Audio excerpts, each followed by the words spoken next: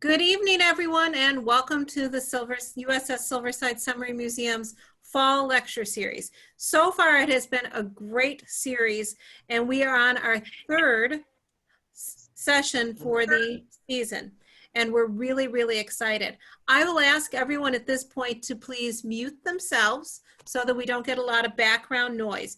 If I find that you're not muted during the session, I will go back in and mute you. Please don't take it personally, but just it gets a lot of feedback. If you have any questions, we'll be very happy to take them at the end. You can just send me a quick chat, which is at the very bottom of the page there, and you can just tell me that you would like to ask a question, and then I will send you an invitation to unmute your mic, and then you'll be able to ask that question, and Fred will be able to answer it in direct in real time with you. And so we're just really thrilled to have everyone here. The Silversides has been doing lecture series for about 7 years right now, and each year is a little bit different. And normally we have these in person in the museum, either in our theater or in our channel view room, and we get large groups of mostly anywhere from 60 to 150, and occasionally we've had up to 300 at different times.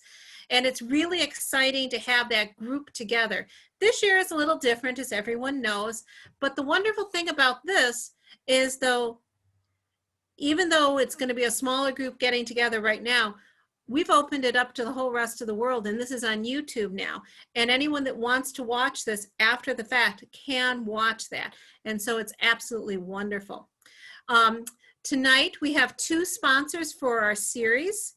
And our first sponsor is, let me share that screen with you, the Lorraine F. Birch and Fred S. Birch Jr. Foundation.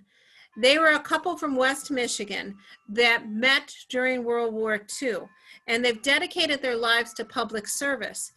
In their memory, their children have created a foundation to help support education and to promote service through community, state, and federal level through education. We'd like to thank them for doing this. Without their constant support, it would be nearly impossible for us to do. We also have a media sponsor that is Blue Lake Fine Arts Camp, and they provide us media support. And if any of you listen to Blue Lake, you will see that or hear, I should rather say, that they are constantly promoting us and telling the community about all the wonderful things that we do here at the museum. We are very excited to have our third lecture in our series going, and Fred Johnson is going to be presenting tonight.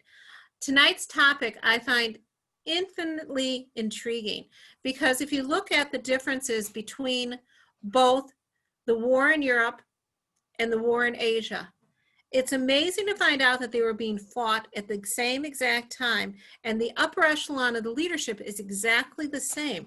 But the battles and the people that are involved are so different, and it's just utterly amazing. And the outcomes are very different.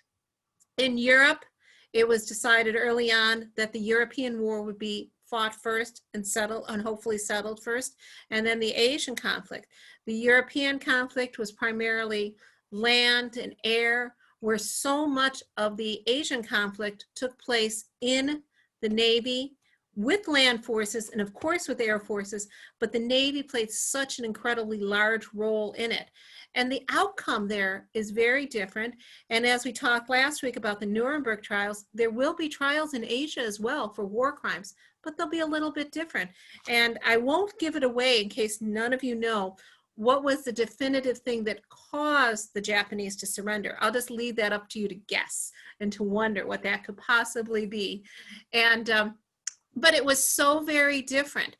So without further ado, I would like to introduce tonight's speaker, Fred Johnson. He has done a wonderful job, and we are very excited to have him back here this evening as well. So Fred, please take over. Thank you, Peg, and welcome, welcome, welcome, Silverside's community. It's a pleasure to be with you all again. I would like to start right here with President Franklin D. Roosevelt's declaration of war against Japan after the attack on Pearl Harbor.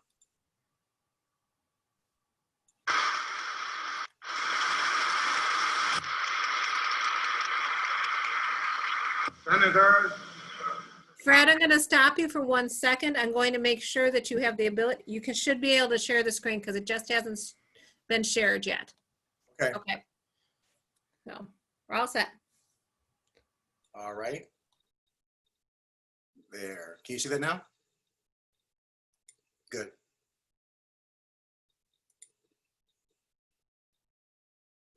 with honor of presenting the President of the United States.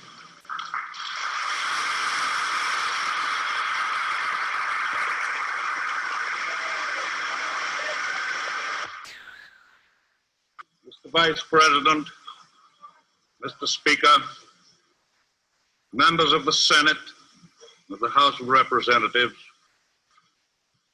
yesterday, December 7th, 1941, a date which will live in infamy. The United States of America was suddenly and deliberately attacked by naval and air forces of the Empire of Japan. The United States was at peace with that nation, and at the solicitation of Japan, was still in conversation with its government and its emperor, looking toward the maintenance of peace in the Pacific. The attack yesterday on the Hawaiian Islands has caused severe damage to American naval and military forces. I regret to tell you that very many American lives have been lost. In addition, American ships have been reported torpedoed on the high seas between San Francisco and Honolulu. As Commander-in-Chief of the Army and Navy, I have directed that all measures be taken for our defense. But always will our whole nation remember the character of the onslaught against us.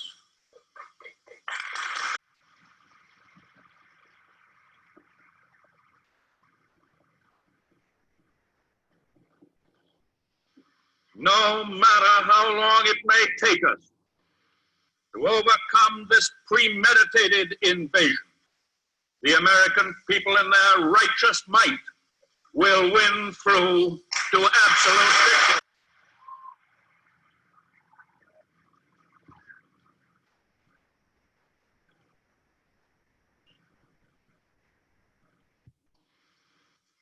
I believe that I interpret the will of the Congress and of the people when I assert that we will not only defend ourselves to the uttermost, but will make it very certain that this form of treachery shall never again endanger us.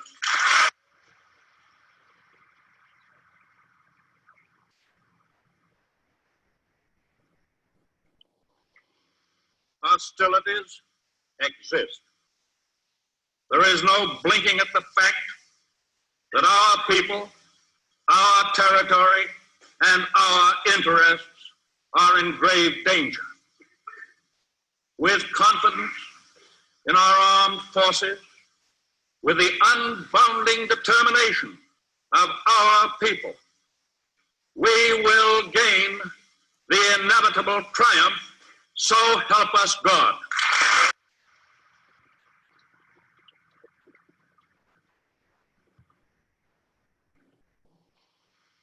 I ask that the Congress declare that since the unprovoked and dastardly attack by Japan on Sunday, December 7th, 1941, a state of war has existed between the United States and the Japanese Empire.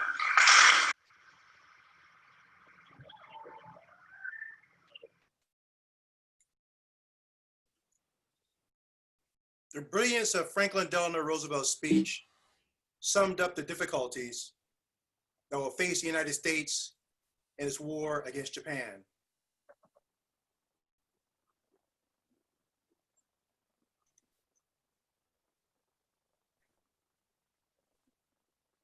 By the time Roosevelt made that speech on December 8th, 1941, the Japanese Navy was well on its way to the Philippines, and the Filipino people would find out shortly enough about the miserable conditions that would be imposed upon them by the Japanese. And the strange thing about the attack on Pearl Harbor was that where America had been basically sitting on the sidelines, there had been a very strong isolationist movement during the interwar years. People were still suffering from the Great Depression. There was a lot of anger about the state of the economy, and many people in the 1930s thought that the economic difficulties that were imposed or that were experienced by Americans because of the Great Depression all stemmed back to World War I. And so there was a great reluctance to get involved in another major European land war or any war not dealing directly with the United States. But clearly, the attack on Pearl Harbor drew the United States in. No commander-in-chief with any kind of integrity was going to stand by. So what you ended up with then was now you had the world's largest capitalist power, which finds itself in alliance with the world's largest colonial power. And even more strangely, they're both in alliance with the world's largest communist power, led by Joseph Stalin on the far right of the USSR, the Soviet Union. This battle map showing the major conflicts or the major engagements during World War II showed, just like Peg pointed out in her introduction, the area, the sheer area of the Pacific Ocean. No, it wasn't all land, but the sheer area that had to be covered. And the difficulty of getting from one place to another made the European theater pale by comparison, especially if you include that area called the China, Burma, India theater, which would have taken in the Himalaya Mountains, China, Tibet, Nepal. So World War II in the Pacific was over a vast, vast range of territory. Now, the decision about which would be prioritized, again, as Peg pointed out in her introduction, in the beginning of the 20th century, somebody floated the question, what if the United States would ever go to war with Japan? This is the question that was posed to planners at the War Department after the 1904-1905 Russo-Japanese War, when Admiral Togo, commander of the Japanese fleet, blew the Russian fleet out of the water at the Battle of Tsushima Straits. When that occurred, that caught the attention of people in the United States, so a plan was put together. It was called Plan Orange. Now, as war clouds gathered into the 1920s and 1930s, another plan was put together called Rainbow Five, and that was the plan. Rainbow Five was the one that said, in the event that America finds itself at war in Europe or in the Pacific, the European theater would get the priority for resources, strategy, tactics. In other words, to bring stability to Europe first and Japan second. Soon after Pearl Harbor, of course, there were terrible things that happened, the Bataan Death March, and I'm going to hit upon some of the highlights of these things, but one of the things that happened, for obvious reasons, the American people were frightened, morale was low. So in the spring of 1942, with low morale, a US Navy submarine sailor suggested an attack against the heart of Japan using Army Air Force medium bombers flown from an aircraft carrier. This would have been the famous Doolittle raid in April 1942. These twin-engine bombers took off sooner than they were supposed to. The plan had been to steam within 400 miles of the Japanese home islands and then launch, drop their bombs, and then move on across the East China Sea and land in China. This was not an effort to defeat Japan. That would come later, but just to let the Japanese people know, A, we know where you are. B, we can get to you. And C, we're coming. They were about 650 miles out when they were spotted by a Japanese ship. They didn't know if their ship had radioed their location, so they launched early. They stripped the planes down to get them as light as they possibly could.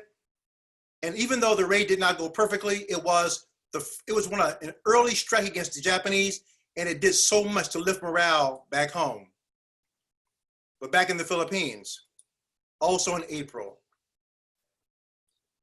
Things like the Bataan Death March, where American military men were marched many miles to prisoner of war camps, and just under brutal conditions of weather and terrain, and the Japanese soldiers bayoneting people and shooting people who couldn't keep up. Now, the Bataan Death March, what happened on the Bataan Death March wouldn't be known until maybe like 1943, 1944, but this was a very clear indicator early on of the nature of what American, British, and Filipino forces were up against when it came to fighting against the Japanese. Truly a brutal army. And Bataan was eventually completely occupied by the Japanese. Soon after the Doolittle raid, right after the Doolittle raid in April 1942, in May 1942, there was a naval battle called the Battle of Coral Sea. This naval battle was significant because it was the first time that two naval fleets engaged in the ocean. Well, obviously they're in the ocean, but they engaged each other. But the thing is, neither surface fleet saw each other. This was totally an air contest between the airplanes launched from one battle fleet's aircraft carriers and another battle fleet's aircraft carriers. So for the first time in history, you got an air battle at sea, and the surface vessels don't see each other because they were below the curvature of the earth. After the Battle of Coral Sea came Midway. At Midway from June 4 through 6, 1942, this battle was the battle that changed everything for the Americans in the Pacific. A 3-day battle, 4-day battle, where the Japanese that had struck Pearl Harbor with 6 attack aircraft carriers. Let me just read here. The United States was aware that the Japanese were planning an attack in the Pacific, somewhere they codenamed AF, because Navy cryptanalysts had begun breaking Japanese communication codes in early 1942. The attack location and time were confirmed when the base at Midway sent out a false message that they were short of fresh water. Japan then sent a message that AF was short of fresh water, confirming that the location for the attack was the base in Midway. Station Hypo, where the cryptanalysts were based in Hawaii, was able to give the date, June 4th or 5th, and the order of battle of the Japanese Imperial Navy. So the Japanese Imperial Navy, with their attack aircraft, the same attack aircraft that had hit Pearl Harbor on December 7th, now they were bearing down on Midway, hoping to finish the job of taking out the American aircraft carriers that they had missed on December 7th. When the battle occurred, what you had arrayed in the sky was one of the best fighters of the era in the Pacific, the Japanese Zero. At Midway Island, they had this particular aircraft called the F-2A Brewster Buffalo, which was, well, it was called a Buffalo, which gives you an idea of its lack of maneuverability in the sky. In fact, one Marine commander said, any commander that orders pilots out for combat in an F-2A3 should consider the pilot as lost as before leaving the ground. So the plane did not have a very good reputation. But even so, the American aircraft, naval, land-based and carrier-based engaged the Japanese fleet at Midway. And before it was all over with, 5 of the 6 attack aircraft that had hit Pearl Harbor on December 7th were sunk by American forces. This changed the entire character of the Pacific War. It didn't mean that the Japanese were defeated, but what it did mean was that the Japanese now had gone from fighting an offensive war to fighting a defensive war. What that meant was that from this point forward, from Midway forward to the end of the war, the Japanese would always be in a defensive war. They no longer had the power to choose the time, place, and method of attack. From here on, they would be reacting instead of causing, instead of being proactive. Midway, like a lot of battles, cost a lot of lives, a lot of ships, but it was a stunning, resounding American victory. And then came August 7th, 1942. It was the landing at Guadalcanal. This was the first major land operation in the Pacific by American forces, and what became that march back to the home islands of Japan. The thing that made Guadalcanal so interesting was that it was what Marines would call an unopposed landing. In other words, when they landed, there wasn't any kind of resistance, at least not that they could see. But what had happened was that the Japanese had pulled back into the island's interior. set up all kinds of ambushes and other defensive measures so that after about a week or two, or once they got longer and deeper into the island, that's when the real fighting started. Guadalcanal became the first experience that Americans had of what exactly was going to be like to root out the Japanese one island at a time. And the Japanese showed that they were not going to give up any land whatsoever without a deadly, deadly fight. Guadalcanal was a victory. And it was the first step on what became what was known as an island hopping campaign. The Americans adopted this strategy of going around some islands. They would have to figure out just exactly the strategic or tactical necessity of actually attacking an island. But if it was deemed that they could go around an island and attack another one, in other words, hop over an island and just let it die on the vine, they would do that as well. It was a means of saving resources. It was also a means of getting faster and faster progress of getting toward the Japanese home islands. As always, like any war, the casualties were terrible, the costs were high. But these American soldiers, sailors, Marines did their job, and they did it in a spectacular way. You see here these Japanese prisoners.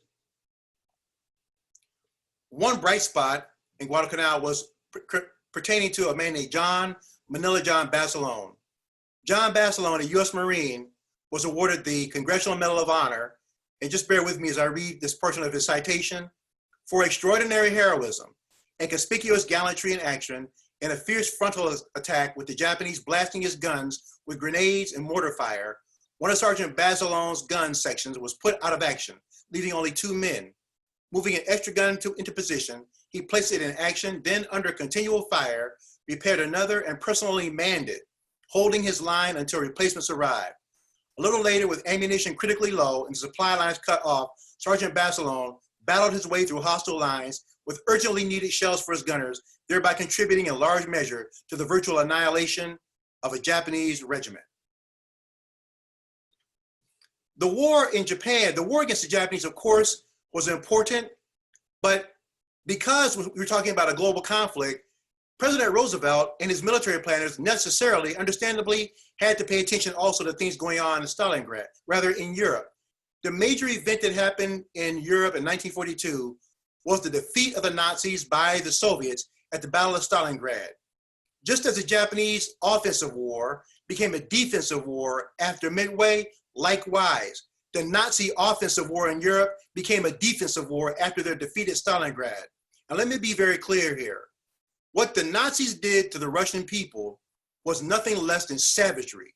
It's the same kind of thing that the Japanese will do to Filipinos, Koreans, Malaysians, Indonesians, in other words, anybody not Japanese. We're talking about war elevated to a level of such savagery, such brutality, that when those who were being attacked finally got the advantage, they visited the same type of brutality and ferocity upon those who had been the aggressors. Of course, the Russians always have been helped by what they call General Winter or Old Man Winter. But as you can see from these political cartoons, once the victory was seized at Stalingrad, it was just a matter now of taking all those Soviet forces that had been pulled back deep into the interior of Russia and marching them to their doom. That is, marching the Germans to their doom, or as depicted here in this drawing, marching them into the skull. The once proud Wehrmacht looks very, very weak and defeated. So once again, these three allies, the president of the world's largest capitalist nation, the prime minister of the world's largest colonial nation, and the premier or the general secretary of the world's largest communist nation, the tide was turning in their favor. Something else is happening back in the United States as well, and that United States manufacturing capacity was starting to ramp up and gather momentum. It was the same thing that Admiral Yamamoto had told his bosses, had warned them about before the attack on Pearl Harbor. Another thing was happening that would have an eventual beneficial impact on the war against the Japanese was the air war in Europe. Primarily, the American primary long-range aerial platform for carrying out bombing missions in Europe was the B-17. Now, I only say this about this. The experience gotten from the bombing missions over Europe was transferred to the Pacific Theater, particularly when it came to flying those bombing missions against the Japanese home islands. By the time we get to the Pacific Theater in 1943, 1944, the Americans will have a better aerial platform called the B-29 Super Fortress. But the experience they got from taking off from Great Britain and flying, as you can see, these concentric rings deeper and deeper and deeper on bombing missions into Europe, first without fighter escort and then eventually with fighter escort, taught the Americans a lot of what they needed to know for eventually carrying the war from Europe down to the Pacific. Of course, D-Day changed things in Europe, and it finally gave the second front that Stalin had been asking for all along. By the time you get to June 6, 1944, D-Day, the Japanese by then had unveiled a weapon called the kamikaze. Kamikaze, translated into English, means divine wind. Now, President Roosevelt had to deal with strong, competent leaders, ambitious leaders, and leaders of great ego. And almost nobody in the American high command had an ego bigger than Douglas MacArthur. So what Roosevelt did was he had General MacArthur on the left and Admiral Chester W. Nimitz, CINCPAC, Commander-in-Chief, Pacific Forces, on the right. What President Roosevelt did was he divided the Pacific into two areas or two theaters of operation. As you can see down here, this lower flag was the Southwest Pacific offensive for MacArthur. In 1942, when MacArthur was holed up on the island of Corregidor, and President Roosevelt had ordered him to leave several times. MacArthur didn't leave right away, but finally, the president ordered him off the island of Corregidor, and Roosevelt was taken first by PT boat to another island, then by B-17 from the Philippines to Australia, where he thought he was going to immediately begin planning a counterattack. He was surprised in that the president had different plans. But before he left, Douglas MacArthur promised the Japanese people over the radio, he said, "I shall return." And so, although MacArthur is still operating within the operational parameters set by the War Department, he had his own idea about where he wanted to go, and his primary objective all along was getting back to the Philippines. On the other hand, you had Admiral Nimitz, who's the commander of the Central Pacific operation, and you can see that in the Central Pacific, these islands, they're now names in legend. Wake Island, the Marshall Islands, the Carolines, the Marianas, and as you got to the Marianas campaign, primarily Tinian, Guam, and Saipan, every island that they took was putting American aerial forces one step closer, many miles closer, to finally getting direct access to the Japanese home islands to begin the bombing campaign that would signal the coming of the end of the war. You'll note here in the Bowdoin Islands, Iwo Jima, Okinawa. And so the ring of advancement that had been further closer to Midway and the Hawaiian Islands now is being pushed steadily toward Japan, and the Japanese had to know that a noose was being steadily tightened around their neck. This map we saw earlier gives, again, an idea of the campaigns being waged in the Pacific. If you look at this, Tarawa in November 1943 was an absolute disaster. Tarawa was that operation where American forces, somebody made a miscalculation about the tides, and so landing craft actually let their ramps down too far out at sea, and soldiers and Marines went off the edge of the landing craft and literally drowned to death. Not to mention there was fierce machine gun fire coming from the shore. During this period where the Americans are landing from one island onto another one, there's a great deal of experience being gained between what they call naval gunfire, air support, and then naval gunfire, air support, and then the maneuvering of ground forces. The belief was that the Navy would spend maybe a day or two, sometimes longer, prepping the shore preparations with artillery before the landing actually occurred. Now, what they call the ship-to-shore movement, men in World War II, to get inside the landing craft, in many instances, they climbed down the side of a ship on a cargo net. Now, so you have the landing craft, which is moving this way in the water, and then you have the ship, which is moving sometimes against it, And then in between, you got the cargo net with Marines or sailors or Marines or soldiers on them. And sometimes wave motion causes the landing craft and the ship to go apart and then slam together. The last thing you wanted to do was to be that individual that's in between that landing craft and that ship. So they had to climb down that cargo net and oftentimes jump into the landing craft, timing it just right. It was a dangerous, dangerous, dangerous maneuver. Once they finally got the landing craft filled up, the landing craft would circle around in the ocean, and then at a prearranged signal, they would launch out and head straight for the beach. Hopefully, the naval gunfire and the air support from previous days would have softened up the target, and even if there was resistance at the landing, it wouldn't be as strong as it might have been without the beach preparation.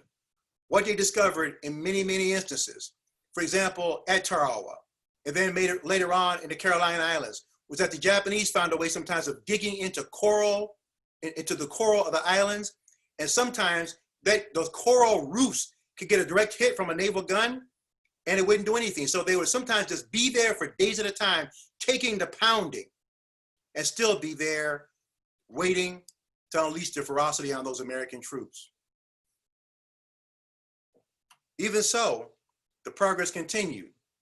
Saipan, Operation June, July 1944, the Marianas Campaign, then Guam, July, August 1944, and then finally Leyte Gulf in October 1944. It was at the Battle of Leyte Gulf that, in that same period, in mid to late 1944, something happened as far as the Japanese aircraft and American naval aircraft launched from carriers. It was called the Marianas Turkey Shoot. By that point, Japanese pilots were getting fewer in number, and the pilots that the Japanese had were not the experienced pilots that they had at Pearl Harbor. They were younger. They didn't have as much wartime experience. The planes they were flying weren't as good. So American pilots basically had a field day, which is why they called it a turkey shoot. The end was coming very fast for the Japanese. But as I mentioned earlier, they unleashed a secret weapon in 1944 that clearly was an act of desperation. Desperate or not, it ended up being very effective. Here, October 20th, 1944, General MacArthur, who had promised to come back to the Philippines, on October 20th, 1944, he waded ashore, found a radio transmitter, and said to the Filipino people, "People of the Philippines, I have returned. Rally your forces to me." While that was going on, out at sea, American sailors had to deal with another threat, the kamikaze.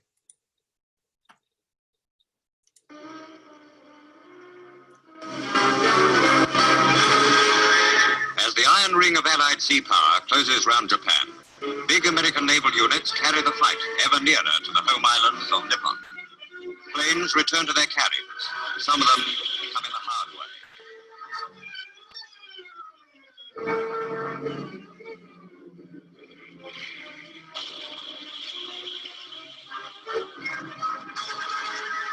Today, Japan is desperate. The American Pacific Fleet, backed by powerful British units, is taking fearful toll of enemy aircraft.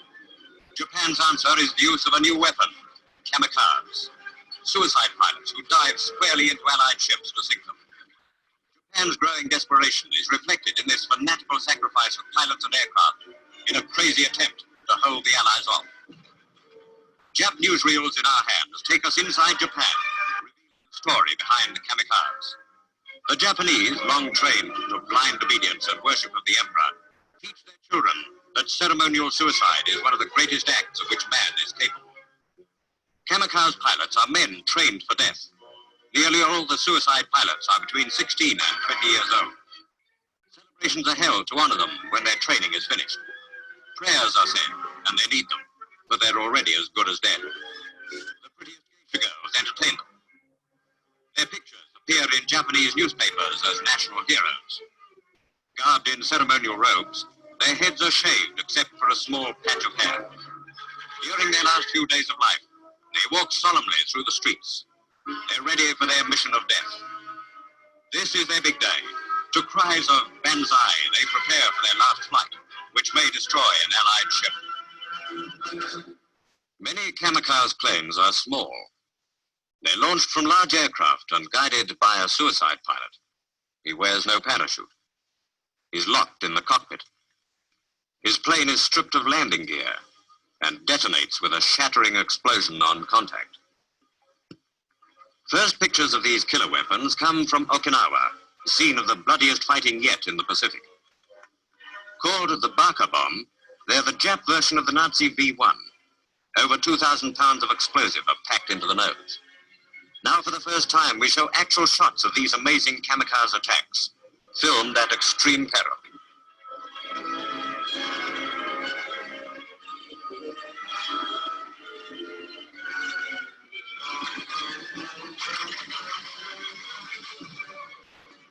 A near miss on a destroyer.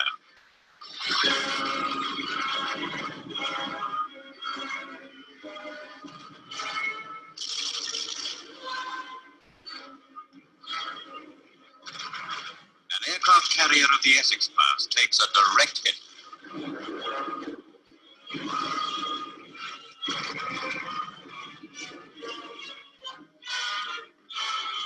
Firefighting squads rush to keep the inferno from spreading.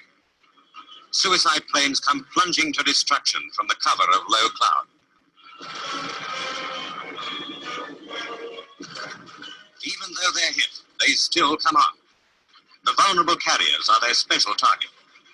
Only 10% ever get through the terrific screen of the outer ring of Ack-Ack fire. Of these, 90% are blasted out of the sky before they reach the vital core of the fleet. For 8 hours, the tense and terrifying battle for survival went on. Allied Task Force 58 fought for its very life.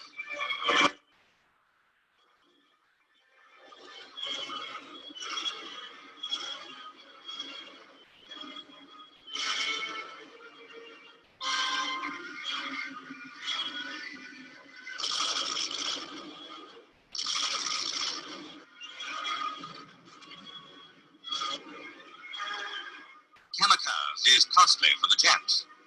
In 2 months, they lost more than 3,500 aircraft of all kinds.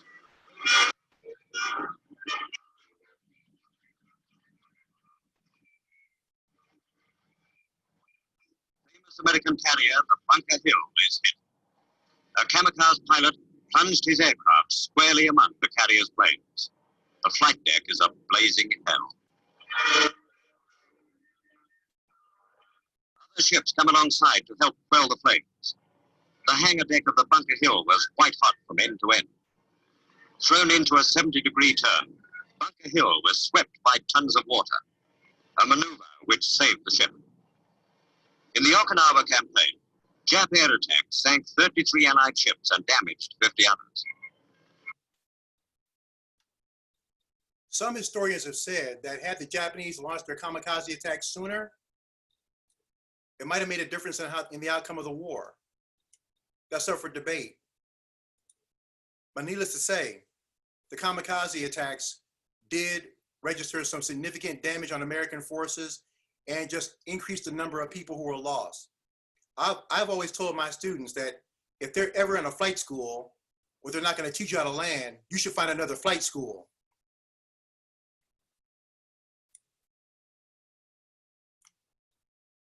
This is a segment of what General MacArthur's speech was when he came back to the Philippines. By the grace of God and the help of the Marines, MacArthur has returned to the Philippines. Then from February 19 through March 16, 1945, Iwo Jima, that battle that got them even closer to the Japanese home islands, and where Joe Rosenthal took this amazing picture, which became the inspiration for what became the Iwo Jima Memorial in Washington, D.C. If you've never been to Washington, D.C., to Arlington, to see the Iwo Jima Memorial, I absolutely urge you, recommend that you go. It is utterly amazing. On May 7th and May 8th, 1945, the Germans, the Nazis, surrendered to, on May 7th, to US, Canadian, and British forces in Reims, France. And then on May 8th, they surrendered to Russian forces in Berlin. So the war in Europe was over. But there was a phrase during World War II called "for the duration." It's amazing that one of my students even asked about this today, and it was the question about the atomic bomb. Why did Truman decide to drop the atomic bomb? And I explained that it was not at all unusual that if American force, if you're an American soldier and you landed at D-Day on June 6, 1944, you made it through the hedgerows. You're part of the liberation force that got rid of the Germans and drove them out of Paris, drove them out of France, and then the war ended. It was not at all unusual for American forces, having done their duty in Europe, to be reassigned to the Pacific. And if you have been fortunate enough to survive the hell of war in Europe, and now you got to go fight the Japanese. And as you get closer to the Japanese home islands, they are not fighting less hard. They're fighting more hard because you're getting closer to their home. And you're told, your loved ones are told that there's a secret weapon that can bring the conflict to a close in the blink of an eye. If you're that loved one, if you're that wife, if you're that mother, if you're that father, what would you want your president to do to bring your son or daughter home? You probably will want them to use that weapon. Well, of course, there was great celebration when the Nazis gave up, but that still meant May, June, July, August, September, Japan was still a problem. On August 6, 1945, the Enola Gay, a B-29 Superfortress flown by Colonel Paul Tibbets, dropped the atomic bomb on Hiroshima. 180,000 people were killed in an instant. Even so, the Japanese government still did not surrender. So 3 days later, another atomic bomb was dropped by the airplane that had the name Bockscar. It was dropped on the target of Nagasaki. And finally, the emperor, the Japanese government surrendered. The devastation at Hiroshima was immediate and total, but it was only part of the story, because as they would discover years later, particularly in the book, if you're interested in such things, the book written by John Hersey, who was a reporter, his last name is Hersey. John Hersey in the book Hiroshima talks about the people who were affected decades afterward from the radiation burns, radiation sickness, all kind of cancers resulting from the atomic bombs. But this devastation, as you can see, was pretty convincing. The Japanese just didn't have it anymore. This is on August 7th, the day after the bombing of Hiroshima. And then finally on August 15th, Japan surrendered. And when the news got out about the surrender, about the Japanese surrendering, this very famous photograph was taken of an American sailor who grabbed this. This is not a nurse, she's actually a dental assistant. This became one of the most famous photographs of the 20th century. Now, here's what I've done for you all. I found the article that tells the story of both this man and this woman. This guy, the sailor, he was actually engaged to be married. So I don't know how he explained this to his fiancée, but in any case, I have the article. I'm gonna send the link to Peg so she can send it to everybody else. It's a really nice story that's been done by the United States Naval Institute Press. And you know what? After all the carnage, after all the misery, after all the suffering, after all the privation, after all the struggle, it was finally nice to have a feel-good moment for one time in these young people's lives. I was gonna tell you earlier that during the film about the kamikaze, it is absolutely accurate and correct and right to say that this was the greatest generation, because they either fought in or were born after World War I. They grow up in the shadow of the Great Depression. Just as soon as the Great Depression is ending, then they got to go fight the Japanese. And then just as soon as they get through fighting the Japanese and the Nazis, then the ally, the Soviet Union, that relationship thaws, or that relationship starts to chill. And now we have a Cold War. That generation from 1918 to 1945 to 1953, they saw so much and did so much domestically and globally. And we owe them a debt of continuing, ongoing gratitude.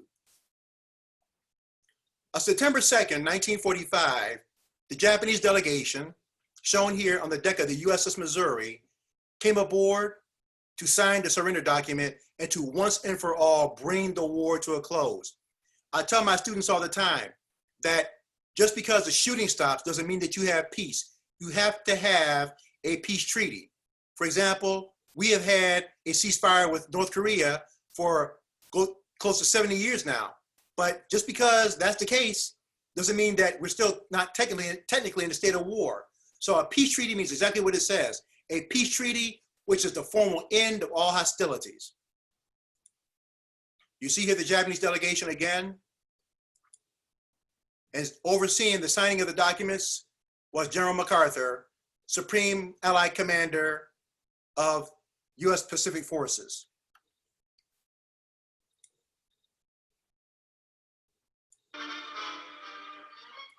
The world's new spotlight focused on the United States battleship Missouri in Tokyo Bay.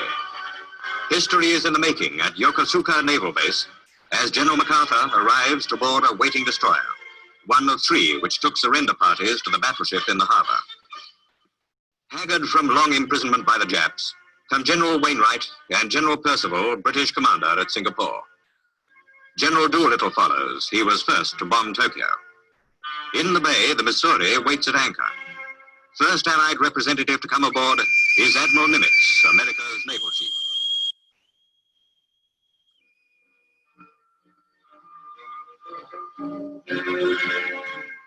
A few minutes later, a dark gray motorboat brought the Japanese envoys. Foreign Minister Mamoru Shigemitsu, head of the delegation, hobbles on a wooden leg, result of an Allied air attack on Shanghai. With him comes General Umezu, chief of the Jap General Staff. 9 a.m. Tokyo time, Sunday, September the 2nd, 1945.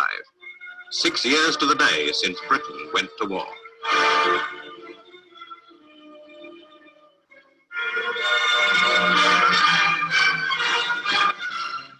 The fight that began at Pearl Harbor ends a stone's throw from Tokyo.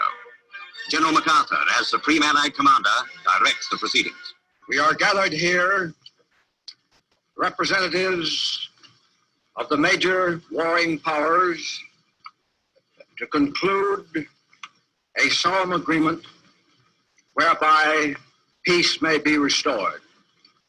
It is my earnest hope, and indeed the hope of all mankind, that from this solemn occasion, a better world shall emerge out of the blood and carnage of the past. A world founded upon faith and understanding. A world dedicated to the dignity of man and the fulfillment of his most cherished wish for freedom, tolerance, and justice. I now invite the representatives of the Emperor of Japan and the Japanese government and the Japanese Imperial General Headquarters to sign the instrument of surrender at the places indicated. Japan is finished as a major world power. Shigemitsu, in top hat, yellow gloves, and morning coat, is first to swallow the bitter pill of unconditional surrender. It is a few minutes after 9 o'clock, and is the end of Japan's long years of plunder, murder, and war. Shigemitsu's face is expressionless as he draws his signature.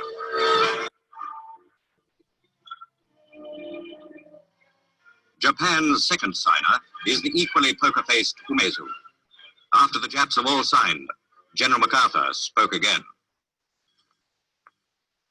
Will General Wainwright and General Percival step forward and accompany me while I sign?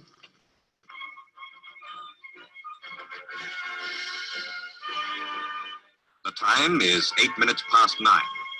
Flanked by General Percival of Singapore and General Wainwright of Corregidor, MacArthur signs for the United Nations.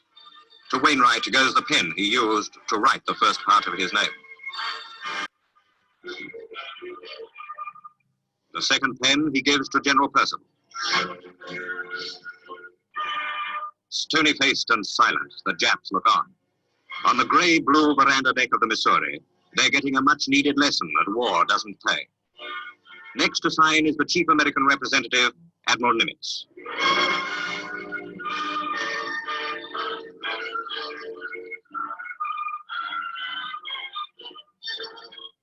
After him came the other Allied nations, among whom Admiral Fraser signed for Britain. Then there was China, who fought Japan for 8 years, and Russia, whose dramatic entry came the week before Japan surrendered. Let us pray that peace be now restored to the world, and that God will preserve it always.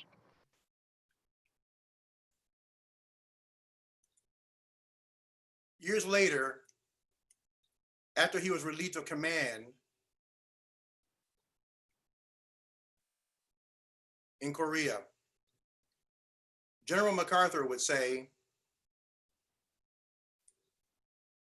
speaking of war and humanity's propensity for war, he would say that we have had our last chance.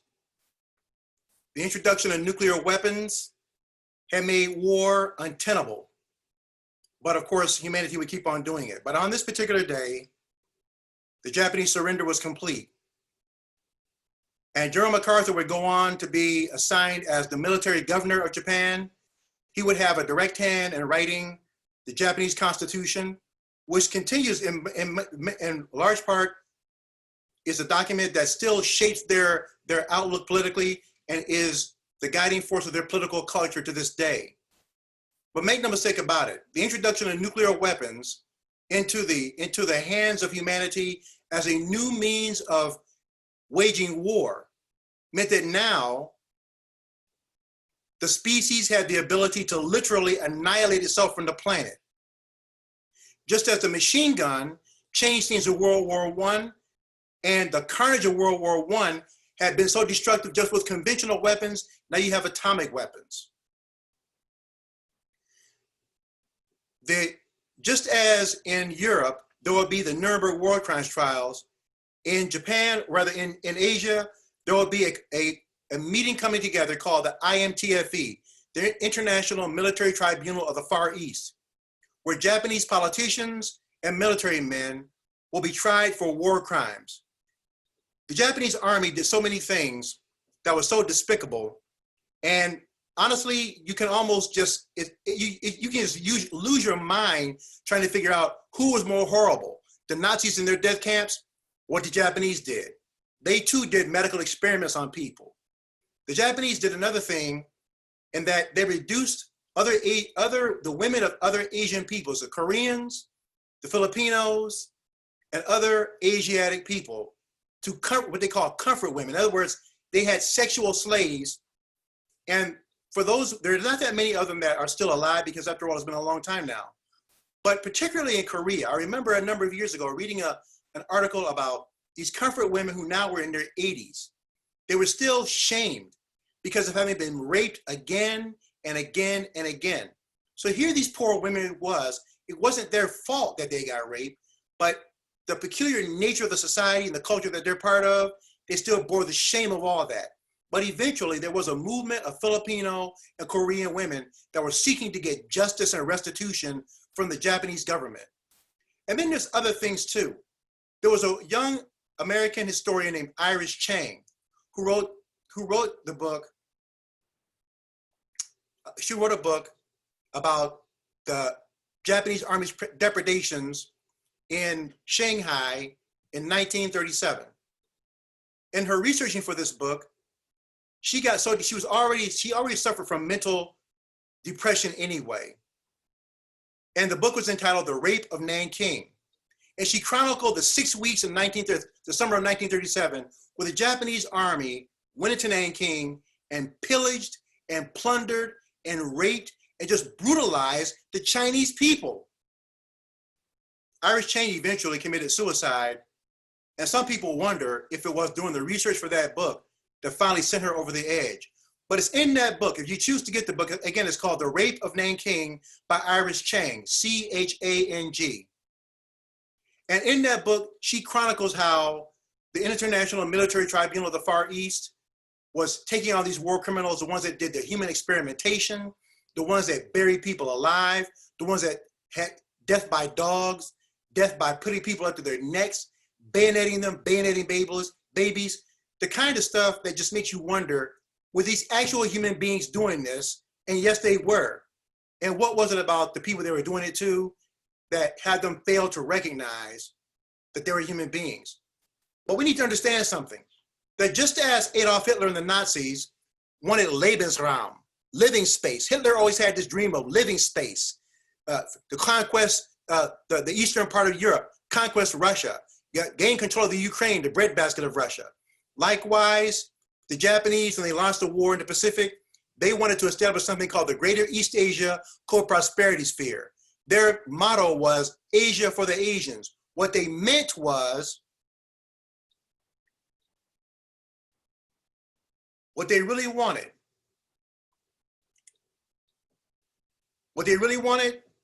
was Asia for the Asians, but what they specifically wanted was Asia for the Japanese. So the same kind of racist, superior notions and beliefs about the inferiority of other peoples that motivated the true believing Nazis, for the true believing Japanese, that same kind of hatred also motivated them. So much of what they did. As the dust settled and the smoke cleared toward the end of the Pacific War, you heard in that video that the Russians came in on the side of the Americans at the very last minute. Toward the end of World War II, Stalin, Churchill, and at this point now, since Franklin Delano Roosevelt died in the spring of 1945, his number two, the Vice President Harry Truman, according to our constitutional system, he went from the vice president and was sworn in as the president. And it was at a meeting in Potsdam where the belief is that Harry Truman let it be known that America had a secret weapon, not so much a terror weapon, but definitely a weapon that could bring a close to the war. And many people suspect and have certainly asserted that the Russians came in at the last minute to get in on the spoils or whatever will be gotten from the conquest of the Japanese. The Russians and the Japanese had been having and continue to have a dispute and debate over a place called the Kuril Islands, over who actually owns those islands. Not to mention there was the issue of Manchuria, because in addition to China, the Japanese army had invaded Manchuria in 1931 and renamed it Manchukuo. And the Russians had their eyes on that territory as well. So all these different things that had to be done diplomatically as the war was ending. It won't take long though before the relationship between the United States and the Soviet Union ends up going sour so fast toward Japan will quickly become an ally, just as West Germany will go from being the once conquered enemy to becoming the ally to keep the Russians at bay in Europe.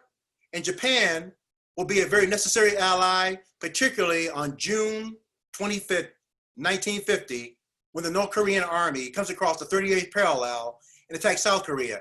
It is there in Japan where General MacArthur will be ordered to begin planning a counterattack, but that is for a later lecture. I thank you all very much for your time. I'll take your questions.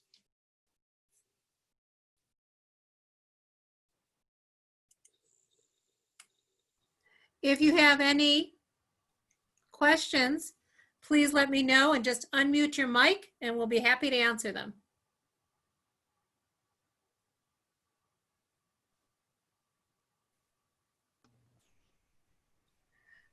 Fred, I always find it very interesting, especially when you talk about China, how a country can be so completely taken over by another country, as you were talking about the Japanese treatment of the Chinese during World War II, Right. and how in China, they were actually having a civil war beforehand. That's right. And that the United States basically befriended both sides because both sides basically said, you know, my enemy's enemy is my friend. And so therefore, even though neither one of them wanted to, I always find it amazing in how a country could have been so decimated, could rebound so quickly in such a short period of time. You know, one of the things, Peg, I mean, first of all, you're spot on relative to your observation.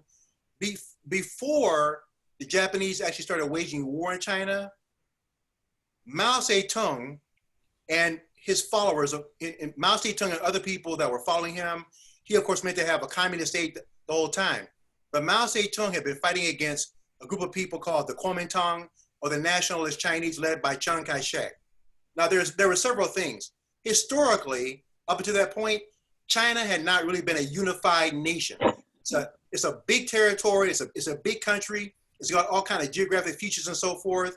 And for many years, you had different dynasties, and then there were warlords. So China was, in many ways, fragmented.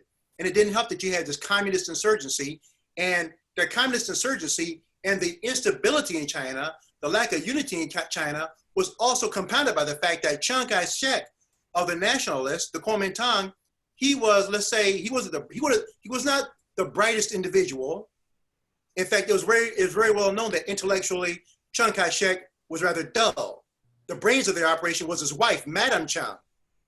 So Chiang was intellectually, let's say, not gifted, and he was corrupt, and it didn't help anything.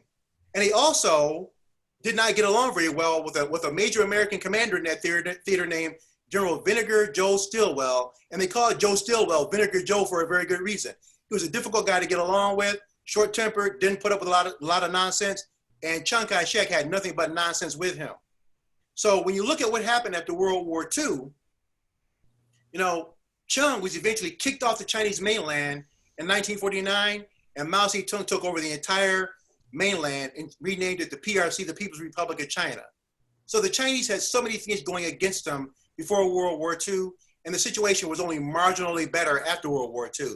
The amazing thing about China, though, was that during the war, the significance about the China-Burma-India theater, what they called, there were pilots, American and British pilots flying over what they call the roof of the world. They call it the hump.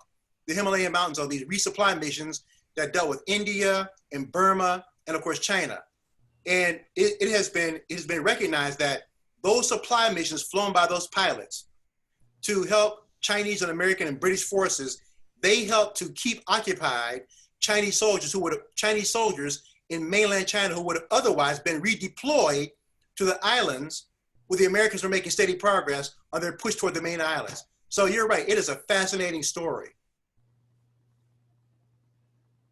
Sorry, I had to mute myself there. The clock is chiming. So do we have any other questions? Wasn't Madam Chiang an American, a Chinese American? I'll have to look that up. I'm not so sure that she was. I just know that she was smarter than her husband. Yeah. She made a lot of good speeches across the U.S. and brought a lot of favor on China as an ally in World War II. That's right. In fact, she was the one who convinced Claire Chennault to leave America and come to China and build them an air force. Very good. Yes, you're right. Absolutely. And that air force, of course, became known as the Flying Tigers. And when America got involved in World War II, it was renamed the 14th Air Force. And you know what? People said that Chennault was washed up before then. Just goes to show that we should be very careful about who we're calling washed up. He ended up becoming a major, significant contributor during the war. That's right. Well, if we don't have any other questions, we will call it an evening. And I look forward to seeing you all again next Monday evening. We will render this video this evening, and tomorrow it'll be available on our YouTube channel for any of your friends that missed watching it and would like to watch it. And we hope that next week you tell a few more of your friends about it so we have a much bigger group so that we can just keep going this, because these topics are things, so many people think World War II ended. Okay, we just put a stamp on the piece of paper and the world went back to peace. It didn't work like that. And so many of the problems that we face in our world today all have to deal with the end of the conflicts that we're involved in. And so we'll see as we're going forward how many things are starting to look really familiar, and the places that our American military have gone over the course of the years subsequent have all had to do with the end of this particular conflict and the end of colonialism and so many things that changed. So I find that this area is just totally interesting, and really the background information we have for understanding where we are as a country in terms of where our soldiers are being deployed. So thank you all for coming tonight, and I look forward to seeing you again next week. Thank you, Peggy. Thank you, Fred. You're welcome. Thank you. I've enjoyed being with you all. I look forward to being with you next week. Take care. Have a great week. Thank you. Bye-bye. Bye.